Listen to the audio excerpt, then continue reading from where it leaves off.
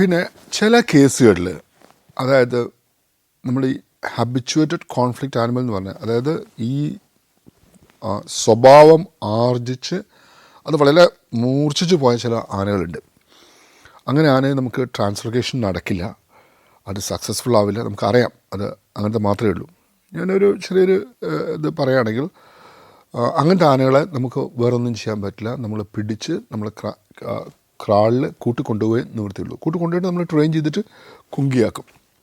അപ്പോൾ ഒരു ഉദാഹരണം എന്ന് പറഞ്ഞാൽ PM2 എന്ന് പറഞ്ഞൊരു ആന. PM2 എന്ന് പറഞ്ഞ ആന എന്ന് പറഞ്ഞാൽ പന്തല്ലൂർ മക്കന 2 എന്നാണ് അതിൻ്റെ പേര്. അത് തമിഴ്നാട്, നമ്മൾ സുൽത്താൻ ബത്തേരി ഗുഡല്ലൂർ പോകുന്നിടയ്ക്കുള്ള സ്ഥലമാണ് പന്തല്ലൂർ. ഈ പന്തല്ലൂർ അത് എത്രയോ വർഷമായിട്ട് ഒരു മോഴയാണ്, വലിയ ഉയരമൊന്നുമില്ല, ഭയങ്കരമായിട്ട്. ഇത് അരിസിക്കൊമ്പൻ എന്നാണ് അതിനെ വിളിച്ചുകൊണ്ടത്. ഇതും അരി പൊളിച്ച് കഴിക്കുന്ന ഇതായിരുന്നു. വലിയ പ്രശ്നമായി, ഒരുപാട് പേരെ കൊന്നു. നമുക്ക് ഇത് ചെയ്യാൻ പറ്റില്ല. അങ്ങനെ അവർ പിടിച്ചു, തമിഴ്നാട്ടുകാർ പിടിച്ചു, കോളർ ചെയ്തു, അവരെ ഇവിടെ കൊണ്ടുവിട്ടു, അവർ കാട്ടിൻ്റെ ഉള്ളിൽ കൊണ്ടുവിട്ടു. പക്ഷേ ഇയാൾ നേരെ ഇറങ്ങിയത് സുൽത്താൻ ബത്തേരി ടൗണിലാണ്. ഈ സുൽത്താൻ ബത്തേരി ടൗണിലിറങ്ങി ആൾക്കാരെ അറ്റാക്ക് ചെയ്യാൻ തുടങ്ങി. ആൾക്കാരെ അറ്റാക്ക് ചെയ്തു. നമ്മളെ സ്റ്റാഫ് വന്നു, നമ്മളിതിനെ ഓടിച്ചിട്ട് ഇത് അപ്പുറത്തൊരു ഗ്യാരേജ് ഉണ്ട്, ഗ്യാരേജിൻ്റെ പുറകെ കാടാണ്, അങ്ങോട്ടേക്ക് ഓടിച്ച് കയറ്റി. പക്ഷേ അത് അവിടെ നിന്ന് പോവില്ല, അവിടെ നിൽക്കും. നമ്മൾ മാറുമ്പോഴേക്കും അത് വീണ്ടും ടൗണിലേക്ക് ഇറങ്ങാൻ തുടങ്ങി. അങ്ങനെ മനുഷ്യരുമായിട്ട് വളരെ ഇതായിട്ടുള്ള ഒരു ആനയാണ് ഇത് PM2 എന്ന് പറഞ്ഞാൽ. എന്നാൽ മനുഷ്യനില്ലാണ്ട് തന്നെ ജീവിക്കാൻ പറ്റില്ല, ആ രീതിയിലുള്ള ആനയാണ്. അങ്ങനെ ഒരു നിവൃത്തിയിൽ നമ്മൾ കുങ്കിയെ കൊണ്ട് നോക്കി, എല്ലാ പരിപാടിയും നോക്കി. പക്ഷേ എങ്ങനെയായാലും രാത്രി ആകുമ്പോഴേക്കും ഇയാൾ വീണ്ടും ടൗണിലിറങ്ങും. അങ്ങനെ നിവൃത്തിയില്ലാണ്ട് നമ്മളതിനെ ക്യാപ്ചർ ചെയ്തു.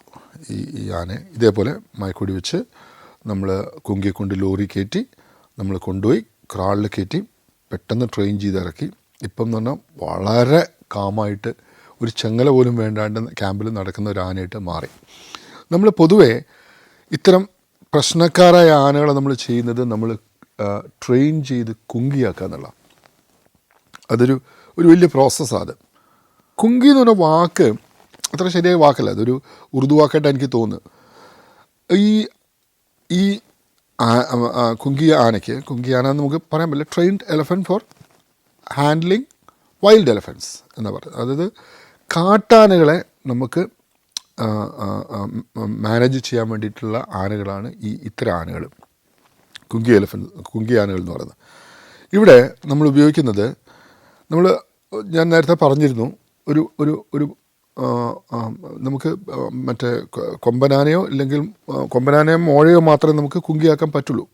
പ്രധാനമായിട്ടും കൊമ്പനാന, മോഴ കുറച്ച് ബുദ്ധിമുട്ടാണ്. അപ്പം ഈ കുങ്കി എന്ന് പറയുന്ന കാഴ്ചപ്പാട് ശരിക്ക് പഴയ കാലത്ത് ഈ മറ്റേ ആനയെ പിടിക്കാൻ വേണ്ടി ഉപയോഗിക്കുന്ന ഒരു മെത്തേഡിൽ കൊണ്ടുവന്ന ഇതാണ്. മെയിൻലി ബീഹാർ, വെസ്റ്റ് ബംഗാൾ സൈഡിൽ നിന്നാണ് ഇതിൻ്റെ പരിപാടി തുടങ്ങുന്നത്. അപ്പോൾ പണ്ട് ആനയെ ക്യാപ്ചർ ചെയ്യുന്ന ബ്രിട്ടീഷുകാരൊക്കെ ആനയെ ക്യാപ്ചർ ചെയ്യുന്ന പിടിക്കുന്ന പല മെത്തേഡുണ്ട്. ഒന്ന് മേള ഷിക്കാർ എന്ന് പറയും. മേള ഷിക്കാർ എന്ന് പറഞ്ഞാൽ ഒഡീഷ സൈഡിലൊക്കെ ഉണ്ടായിരുന്ന പരിപാടിയാണ്. എന്ന് പറഞ്ഞാൽ ഈ ആനയുടെ പുറത്ത് കയറിയിട്ട്, കുങ്കി ആനയുടെ പുറത്ത് കയറിയിട്ട് വലിയ കയറിട്ടിട്ട് ന്യൂസ്, അതായത് നമ്മൾ ഈ കുരുക്കിട്ടിട്ട് പിടിച്ചിട്ട് കൊണ്ടിരുന്ന പരിപാടിയാണ് മേള ഷിക്കാർ. പിന്നെ ബോമ മെത്തേഡ് എന്ന് പറയും. ബോമ മെത്തേഡ് എന്ന് പറഞ്ഞു കഴിഞ്ഞാൽ ഈ ആനയെ ഇങ്ങനെ വലിയൊരു മരത്തിൻ്റെ കൂട് പോലെ ഉണ്ടാക്കും, വലിയ മരം വെച്ചിട്ട് അതിനകത്തേക്ക് കുങ്കിയാനയെ കൊണ്ട് ഓടിച്ചിട്ട് ആനയെ കയറ്റിയിട്ട് പിടിക്കുന്ന പരിപാടിയുണ്ട്. നമ്മൾ കേരളത്തിലുണ്ടായിരുന്ന മെയിൻലി പിറ്റ് മെത്തേഡ് എന്ന് പറഞ്ഞ സാധനമാണ്. അതാണ് വാരിക്കുഴി എന്ന് പറയും. വലിയ കുഴി ഉണ്ടാക്കിയിട്ട് അതിൻ്റെ മുകളിൽ ഇലയൊക്കെ വെച്ചിട്ട് ആന വരുമ്പോൾ ആന അതിനകത്ത് വീഴും, അവിടുന്ന് അതിനെ പിടിച്ച് എടുത്തുകൊണ്ട് പോകും. ഇതാണ് വാരിക്കുഴി എന്ന് പറഞ്ഞത്. അങ്ങനെ പല മെത്തേഡ്സിലാണ് ഈ ആന പോകുന്ന ചവിട്ട് സ്ഥലം നോക്കിയിട്ടാണ് ഈ വാരിക്കുഴികൾ ഉണ്ടാക്കുക. അപ്പോൾ ഈ ഇത്തരം ആനകളെ പിടിക്കാനും അതിനെ മാനേജ് ചെയ്യാനും നമുക്ക് കുങ്കി ആനകൾ വേണം പ്രധാനമായിട്ടും. അപ്പോൾ ഞങ്ങൾ ഉപയോഗിക്കുന്നത്, നമുക്ക് പണ്ട് വയനാട്ടിലൊക്കെ ഒത്തിരി മറ്റേ ബ്രിട്ടീഷ് ടൈമിലൊക്കെ ഒത്തിരി ആനകളുണ്ടായിരുന്നു, കുങ്കി ആനകളുണ്ടായിരുന്നു. പക്ഷേ നമ്മൾ 66-ലൊക്കെ ആനപിടുത്ത് നിർത്തിയോടെ നമ്മൾ ഈ ആനകളെല്ലാം ഒഴിവാക്കി വിറ്റ് പോവാണ് ഉണ്ടായത്. പിന്നെ നമുക്ക് ഈ കോൺഫ്ലിക്റ്റൊക്കെ വന്ന സമയത്താണ് നമുക്ക് ഈ കാഴ്ചപ്പാട് ഉണ്ടാകുന്നത്, കുങ്കി എങ്ങനെ ഉണ്ടാക്കുക എന്നുള്ളത്. അപ്പോഴത്തേക്ക് നമ്മുടെ കയ്യിലുള്ള കുങ്കി ഒന്നുമില്ല, ഒറ്റ ആനയില്ല. അങ്ങനെയാണ് നമ്മൾ ആദ്യമായിട്ട് കുങ്കി സ്റ്റാർട്ട് ചെയ്യുന്നത്. അപ്പോൾ നമ്മൾ വെക്കുന്ന കാഴ്ചപ്പാട് എന്ന് പറഞ്ഞാൽ രണ്ട് രീതിയിൽ. ഒന്ന്, പലപ്പോഴും ഈ കോൺഫ്ലിക്റ്റ് ആനിമൽ നിൽക്കുന്നത് ഒരു ടെറിട്ടറി പോലെ സ്ഥലത്താണ്. വടക്കനാട് എന്ന ഏരിയയിൽ സ്ഥിരമായിട്ട് ഒരു ആന ഉണ്ടാവും, അത് കോൺഫ്ലിക്റ്റ് ചെയ്തുകൊണ്ടിരിക്കും. അപ്പം നമ്മളെന്താ ചെയ്യുക പറഞ്ഞാൽ ഈ കുങ്കി ആനകളെ കൊണ്ട് അവിടെ നിർത്തും. ഈ കുങ്കിയുടെ ക്വാളിറ്റി എന്ന് പറഞ്ഞാൽ നമ്മൾ ഉപയോഗിക്കുന്നതെന്ന് പറഞ്ഞാൽ ഡോമിനൻസ് ആണ്. ഡോമിനൻസ് എന്ന് പറഞ്ഞു കഴിഞ്ഞാൽ നമ്മൾ തലക്കനം എന്ന് പറയാൻ പറ്റില്ല, പക്ഷേ സ്വഭാവത്തിൽ വളരെ മുന്തി നിൽക്കുന്ന ഏതാനയും അതിൻ്റെ മുമ്പിൽ നിൽക്കില്ല. അപ്പോൾ നമ്മൾ പറഞ്ഞില്ലേ, കൂട്ടത്തിൽ നിൽക്കുന്ന ആ തലയെടുപ്പുള്ള കഴിവുള്ള ആന മറ്റേ ആനകളൊന്നും അവൻ്റെ അടുക്ക പോലില്ല. ചില കേസുകളിൽ എന്താ പറയുക പറയുക, ഈ ആന മതം പൊട്ടിക്കഴിഞ്ഞാൽ ബാക്കി ആനകൾ മതം ഉപേക്ഷിക്കുക ചെയ്യും. നമ്മളെ ക്യാമ്പിലൊക്കെ ഉണ്ട് വളരെ ഡോമിനൻ്റ് ആയിട്ടുള്ള വളരെ ഇതായിട്ടുള്ള കുങ്കിയാനയുണ്ട്, പ്രമുഖ എന്ന് പറഞ്ഞിട്ട്. മോഴയാണ്, 10-10.5 അടി ഹൈറ്റ് ഉണ്ട്. ആ ആന മതത്തിലായിക്കഴിഞ്ഞാൽ ബാക്കിയുള്ള മതമുള്ള ആന പോലും നിർത്തിക്കളയും, മതം പോലും നിർത്തിക്കളയും. കാരണം അത്രയും കഴിവാണ് അതിനുള്ളത്. ഇതാണ് നമ്മൾ ഉപയോഗിക്കുന്നത്. അപ്പം പ്രധാനമായിട്ടും നമ്മൾ ഉപയോഗിക്കുന്നതെന്ന് പറഞ്ഞാൽ ഈ പ്രശ്നമുള്ള സ്ഥലങ്ങളിൽ ഞാൻ പറഞ്ഞല്ലോ, ഈ കോൺഫ്ലിക്റ്റ് ചെയ്യുന്ന, അതായത് സംഘർഷം ചെയ്യുന്ന ആന പലപ്പോഴും ഒരു സ്ഥലങ്ങളിലാണ് നിൽക്കുക. അവിടെ നമ്മൾ കുങ്കിയും കൊണ്ട് പോകും. കുങ്കിയും കൊണ്ട് പോയിട്ട് നമ്മൾ ആദ്യം നടത്തിക്കുമ്പോൾ ഇവൻ പിണ്ടമിടും, മൂത്രമൊഴിക്കും. അപ്പോൾ ഇതിൻ്റെ സ്മെല്ല് കിട്ടിക്കഴിയുമ്പം ആന ഒന്ന് പതറും, മറ്റേ ആന ഒന്ന് പതറും. അപ്പോൾ അവൻ്റെ ഏരിയയിലേക്ക് ഒരു വലിയൊരു ഡോമിനൻ്റ് ആയിട്ടുള്ള ശക്തനായ ഒരു ആന വരികയാണ് എന്ന് പറഞ്ഞ് വിചാരിച്ചിട്ട് അയാൾ മാറിപ്പോവും. അങ്ങനെ നമുക്ക് ഇതായിട്ട് ഉപയോഗിക്കാൻ പറ്റുന്നത്. ഇപ്പം വളരെ ഡിമാൻഡാണ്. ഒരു കൃഷി ഇപ്പോൾ നെല്ലൊക്കെ ആകുമ്പോഴേക്കും ആൾക്കാർ പറയും ഞങ്ങൾക്ക് കുങ്കീനെ വേണമെന്ന് പറയും. നമ്മളവിടെ ക്യാമ്പ് സെറ്റ് ചെയ്യും, എന്നിട്ട് ഇതുങ്ങളും നടത്തിക്കും. ആന വരില്ല. അതൊന്ന്. അഥവാ ഇയാൾ വരികയാണെങ്കിൽ ഇവർ തമ്മിലൊന്ന് പിടിക്കുമ്പോൾ പലപ്പോഴും ഇയാളാണ് നിൽക്കുക, ഈ കുങ്കിയാനയാണ് നിൽക്കുക. അതാണ് ഈ കുങ്കിയെ കൊണ്ടുള്ളത്.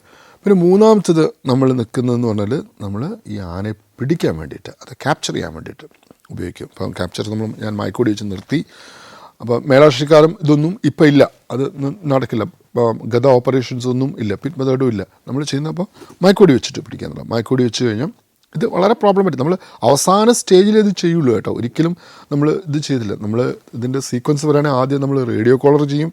റേഡിയോ കോളർ വെച്ച് മയക്കി റേഡിയോ കോളർ ചെയ്ത് ഇതിൻ്റെ ആക്ടിവിറ്റി മനസ്സിലാക്കും. എന്നിട്ടൊരു നമ്മൾ കോൺഫ്ലിക്റ്റ് മാപ്പ് എന്ന് പറയും, അതുണ്ടാക്കും. അതായത് ഇത് എവിടെയൊക്കെ പോകുന്നു, നമുക്ക് ഓരോ മണിക്കൂർ സിഗ്നൽ കിട്ടും.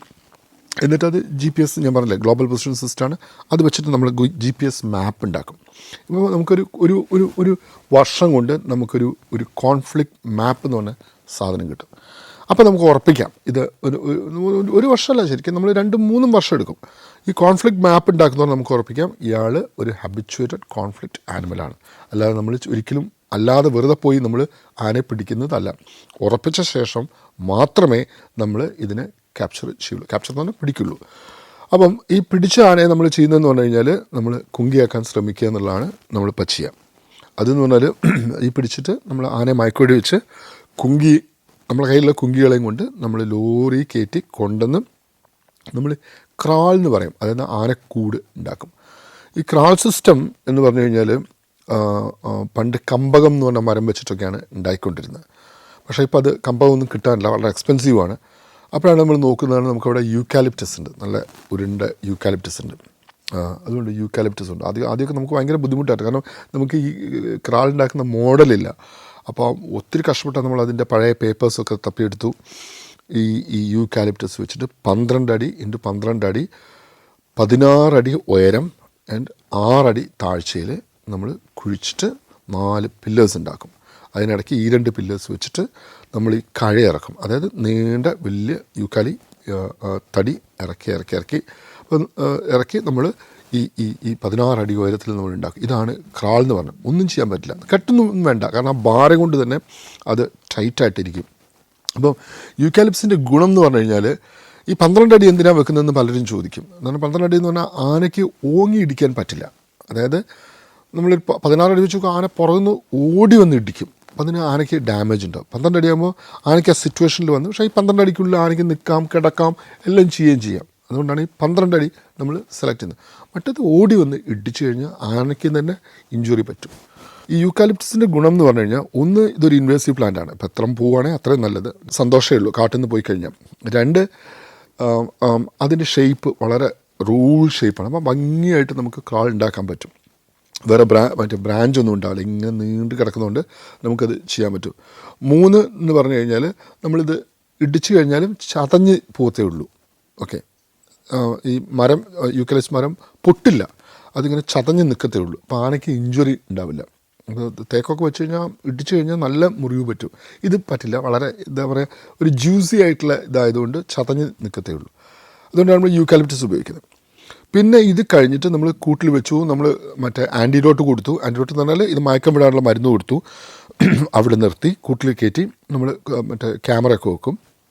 അത് കഴിഞ്ഞ് നമ്മൾ ഒബ്സർവ് ചെയ്യും എങ്ങനെയുണ്ട് ഇയാളുടെ സ്വഭാവം എന്നൊക്കെ പറയും. അപ്പോൾ ആദ്യത്തെ 1-2 ദിവസമൊക്കെ ചെറുതായിട്ട് ഇടിക്കുകയൊക്കെ ചെയ്യും, അതിൻ്റെ മുകളിൽ വലിഞ്ഞു കയറാനൊക്കെ നോക്കും.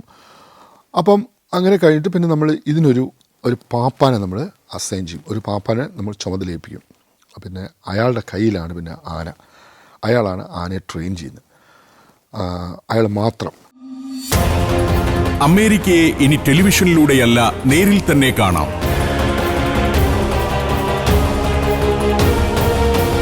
സഞ്ചാരം ഒരുക്കുന്ന 14 ദിവസം നീണ്ടു നിൽക്കുന്ന ഒരു അവിസ്മരണീയ യാത്ര.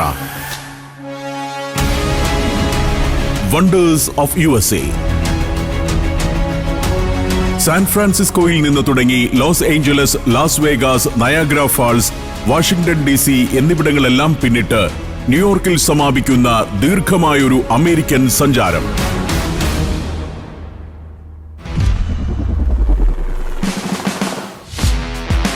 അത്ഭുതകരമായ കാഴ്ചകളിലേക്കും അനുഭവങ്ങളിലേക്കുമുള്ള യാത്ര കൂടിയാണിത്. Golden Gate Bridge, Fisherman's Wharf, Universal Studios, Hollywood Walk of Fame, Hollywood sign, Las Vegas എന്ന ഉല്ലാസ നഗരം, Grand Canyon, Hoover Dam, Niagara Falls, White House, 9/11 memorial തുടങ്ങി നൂറുകണക്കിന് കാഴ്ചകൾ.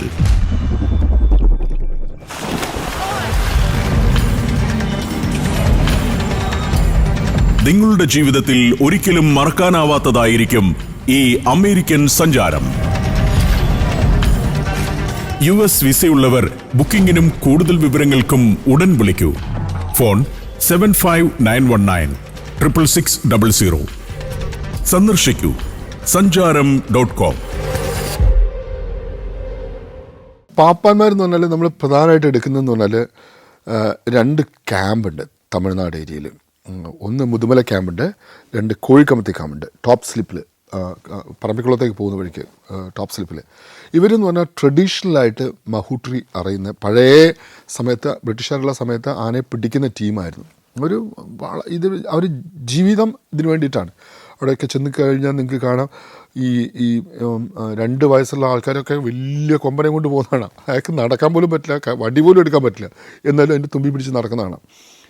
അവിടെ നിന്നുള്ള ആൾക്കാരെ നമ്മൾ എടുക്കുന്നുണ്ട്. പിന്നെ നമ്മുടെ കേരളത്തിൽ നിന്നുള്ള നല്ല പാപ്പമാരുണ്ട്, അവരെ നമ്മൾ ഹാൻഡ് പിക്ക് ചെയ്യും, പിടിച്ച് എടുത്തിട്ട് ഇവർക്ക് കൊടുക്കും. ഇതിൽ ഇവർക്ക് കൊടുത്തു കഴിഞ്ഞാൽ പിന്നെ നമ്മളെല്ലാം മാറും.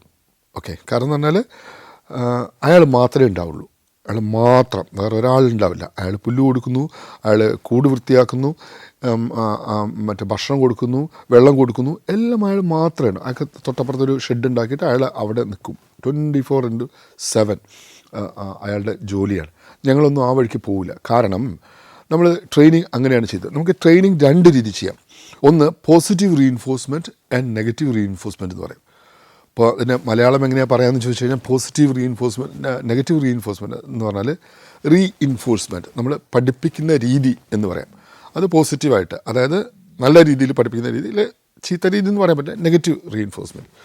നെഗറ്റീവ് റീഇൻഫോഴ്സ്മെൻറ്റിൽ ചെയ്യാന്ന് പറഞ്ഞാൽ നമ്മൾ ആനയെ കൂട്ടിൽ വെച്ചിട്ട് ഭേദ്യം ചെയ്യും, അടിക്കും, കുത്തും, തീ കാണിക്കും, എല്ലാ രീതിയിലും പീഡിപ്പിച്ച് അവനെ അങ്ങോട്ട് അതിൻ്റെ മുറയിൽ നഷ്ടപ്പെട്ട്, അതിൻ്റെ ശക്തി നഷ്ടപ്പെട്ട്, അതിൻ്റെ ധൈര്യം നഷ്ടപ്പെട്ട് അത് തകരും മീൻസ് അത് എല്ലാ രീതിയിലും അത് പേടിച്ച് നിൽക്കുന്ന ഒരു സ്ഥിതിയിലേക്ക് വരും.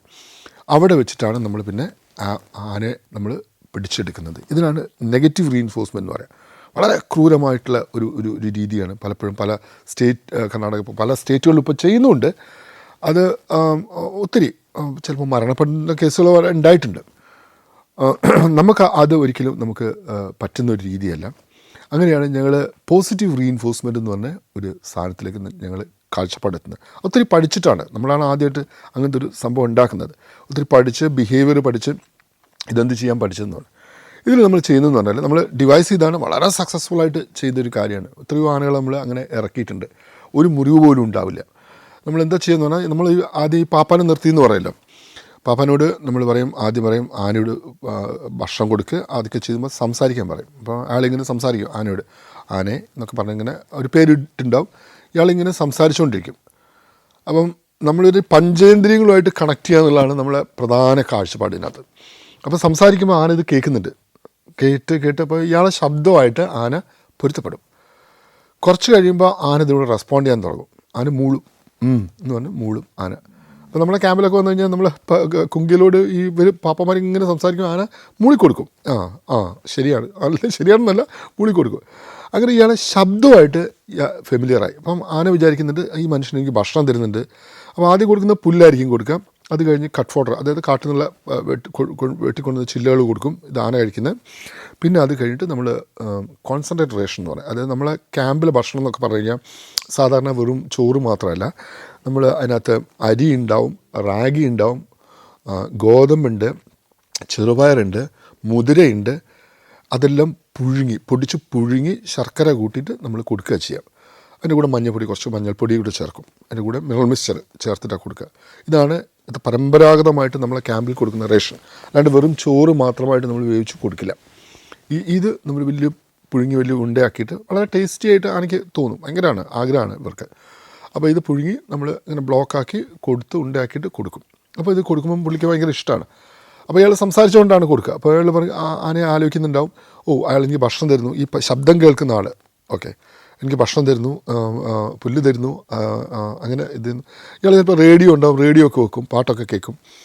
അങ്ങനെ ഇവർ തമ്മിലൊരു ബോണ്ടേജ്. കുറച്ച് കഴിഞ്ഞ് ഇവൻ മാറിയാൽ പോലും ആന ഭയങ്കരമായിട്ട് ഇതാവും. അത് മാനസികമായിട്ട് ഒരു ഡിപ്പെൻഡൻസി വരികയാണ് ഇയാൾ ചെയ്തത്.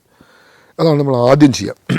അതോടെ അപ്പം ഇവനൊന്ന് മാറിക്കഴിഞ്ഞാൽ ആന ഭയങ്കര പരിഭ്രാന്തിയാവും. അപ്പം നമ്മൾ ഏകദേശം നമുക്ക് മനസ്സിലാവും ഇവർ ബോണ്ടഡായി എന്നുള്ളത്. ഈ ബോണ്ടിങ് കഴിഞ്ഞിട്ട് രണ്ടാമത് നമ്മൾ ചെയ്യുന്നതെന്ന് പറഞ്ഞാൽ നമ്മൾ ടച്ച്, നമ്മൾ ശബ്ദം കഴിഞ്ഞു, കാഴ്ചയുണ്ട്, അതെപ്പോഴും കണ്ടുകൊണ്ട് നിൽക്കുന്നുണ്ട്. ആനയുടെ ഫ്രണ്ട് ഞാൻ പറഞ്ഞ 24 മണിക്കൂർ നിൽക്കുന്നുണ്ട്. അപ്പോൾ കാണുന്നുണ്ട്, ശബ്ദം കേൾക്കുന്നുണ്ട്. പിന്നെ മൂന്നാമത് തൊടുക എന്നുള്ളതാണ്. പിന്നെ രുചി പറഞ്ഞു, ഞാൻ പറഞ്ഞു ഭക്ഷണത്തിൻ്റെ കാര്യം പറഞ്ഞു, ടേസ്റ്റ് ആയിട്ടുള്ള ഭക്ഷണം കൊടുക്കുന്നുണ്ട്. അപ്പോൾ രുചിയിൽ നമ്മൾ കീഴ്പ്പെടുത്തി. പിന്നുള്ളതാണ് നമ്മൾ സ്പർശനം എന്ന് പറഞ്ഞത്, തൊടുക എന്നുള്ളത്. അപ്പം അതാദ്യം നമ്മളോട് പറഞ്ഞ് ഈ ചപ്പുണ്ട്, മറ്റേ നമ്മൾ മരത്തിൻ്റെ ചപ്പെടുത്തിട്ട് തട്ടിക്കൊടുക്കാൻ പറയും. അപ്പോൾ പൊടിയൊക്കെ തട്ടിക്കൊടുക്കും, തട്ടി. അപ്പം അത് നല്ലൊരു സുഖമുള്ള കാര്യമാണ് ആനയ്ക്ക്. ഈ പൊടിയൊക്കെ തട്ടി. പിന്നെ നമ്മൾ പറയും സ്ക്രബ് ചെയ്യാൻ പറയും. സ്ക്രബ് എന്ന് പറഞ്ഞാൽ ഉരച്ച് കഴുകാൻ പറയും. അന്ന് വെള്ളം മുകളിലുണ്ടാവും, ഉരച്ച് കഴിയുമ്പോൾ ഈ സ്ക്രബിങ് ആനയ്ക്ക് വളരെ ഇഷ്ടപ്പെട്ട ഒരു കാര്യമാണ്. ഇത് തൊലി ഉരച്ച് കുളിപ്പിക്കുന്നത് കണ്ടിട്ടില്ലേ, പുഴയിലൊക്കെ കുളിപ്പിച്ച് നമ്മൾ ഉരച്ച് കുളിപ്പിക്കുക ചെയ്യുക. അപ്പോൾ അതിലൂടെ നമ്മൾ ബോണ്ടേജ് ഉണ്ടാക്കി. അപ്പോൾ ആനയ്ക്ക് അത് ഭയങ്കര പ്ലസൻ്റ് ആയിട്ടുള്ളൊരു കാര്യമാണ്. പ്രത്യേകിച്ച് വന്ന് കാട്ടാനയ്ക്ക് നല്ല ഇതായിട്ട് മാത്രമല്ല തൊലിയുടെ മറ്റേ രക്തയോട്ടം കൂടും, ആന ക്ലീനായിട്ട് നിൽക്കും. മാത്രമല്ല ഈ ടച്ച് ഇവിടെ വരുന്നതോടെ ഇവർ തമ്മിൽ കുറച്ചുകൂടെ ബോണ്ടഡായി, നല്ല രീതിയിൽ ബോണ്ടഡായി. ആന നിന്നു കൊടുക്കും. ആനിമൽ ആദ്യം നമ്മൾ വലിയ നീണ്ട ഇത് വെച്ചിട്ട് ഇത് ചെയ്യും. പിന്നെ ലാസ്റ്റ് കൈ കൊണ്ടുള്ള സ്ക്രബിങ് നടത്തും. ആനിമൽ നിന്നു കൊടുക്കും, തിരിഞ്ഞു കൊടുക്കും, കാല് പൊക്കി കൊടുക്കും. അതിനുശേഷം നമ്മളൊരു ഇടക്കഴ ഇട്ടിട്ട്, അതായത് ഈ കൂടിൻ്റെ ഈ നടുക്കുള്ള 2 കഴയിൽ അതിനിടയ്ക്കൂടെ ഒരു ഇടക്കഴ ഇട്ടിട്ട് ഇയാൾ കൂട്ടിൽ ഇപ്പുറത്തിറങ്ങും. അപ്പോൾ എന്താ കുറച്ചുകൂടെ ബോണ്ടഡായി ആനിമൽ അടുത്തു. അതായത് കൂടിന് പുറത്തല്ല, ഇയാൾ കൂടിനകത്താണ് നിൽക്കുന്നത്, ആനയുടെ തൊട്ടടുത്തായി.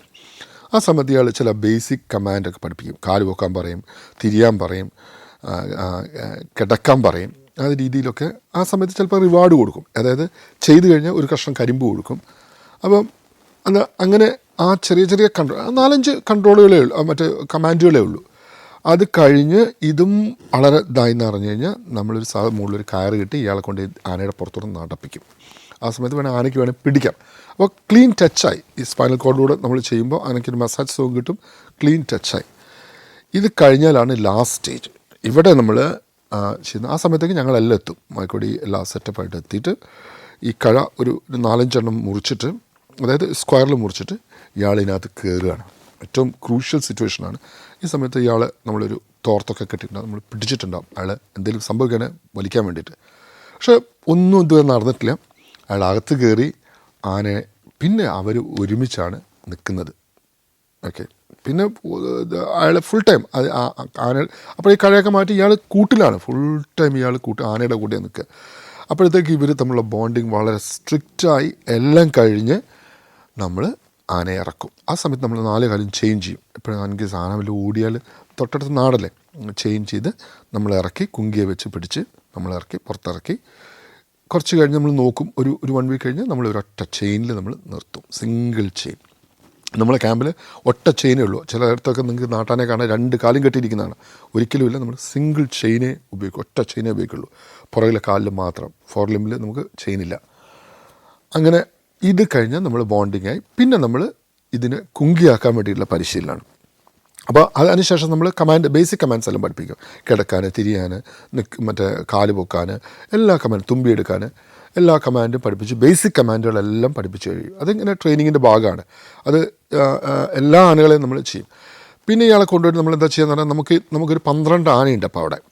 അപ്പം അതെല്ലാം ഇതൊരു നമ്മൾ കൂട്ടമായിട്ടാണ് വളർത്തുന്നത്, അല്ലാണ്ട് എല്ലാം സെപ്പറേറ്റ് ആയിട്ടല്ല. അപ്പം ഇവരൊരു കൂട്ടമായിട്ടാണ്, ഒരു ഗ്രൂപ്പായിട്ടാണ്. കാരണം നമുക്ക് 2 കാര്യമുണ്ട്. നമുക്ക് ഇവർ വർക്ക് ചെയ്യണമെങ്കിൽ നമുക്ക് 2, 3, 4 എലഫൻറ്റ് വേണം, ആനകൾ വേണം. അപ്പോൾ അത് ചെയ്യുമ്പം ഈ കൂട്ടം അല്ലെങ്കിൽ ഇവർ തമ്മിൽ ചിലപ്പം ഇടിയുണ്ടാവും. അപ്പോൾ എപ്പോഴും നമ്മൾ ഇവരെ രാവിലെ കൊണ്ടുവന്നിട്ട് നമ്മൾ ഭക്ഷണം കൊടുക്കുന്നതിന് മുമ്പ് നമ്മൾ ഇതിനെല്ലാം കൊണ്ട് നമ്മൾ പരേഡ് ഗ്രൗണ്ട് ഉണ്ട്, ട്രെയിനിങ് ഗ്രൗണ്ട് ഉണ്ട്, അവിടെ കൊണ്ടുവന്ന് എല്ലാത്തിനും ഒരുമിച്ച് നിർത്തി എല്ലാ കമാൻഡുകളും ചെയ്യിച്ചിട്ട് ഒരുമിച്ച് കൊണ്ടുപോയിട്ടാണ് ഭക്ഷണം കൊടുക്കുക. ഒരുമിച്ചാണ്, അടുത്തടുത്ത് നിർത്തിയിട്ടാണ് ഭക്ഷണം കൊടുക്കുക. അങ്ങനെ കാട്ടിൽ കൊണ്ടുപോകുന്നതും ഒരുമിച്ചാണ്.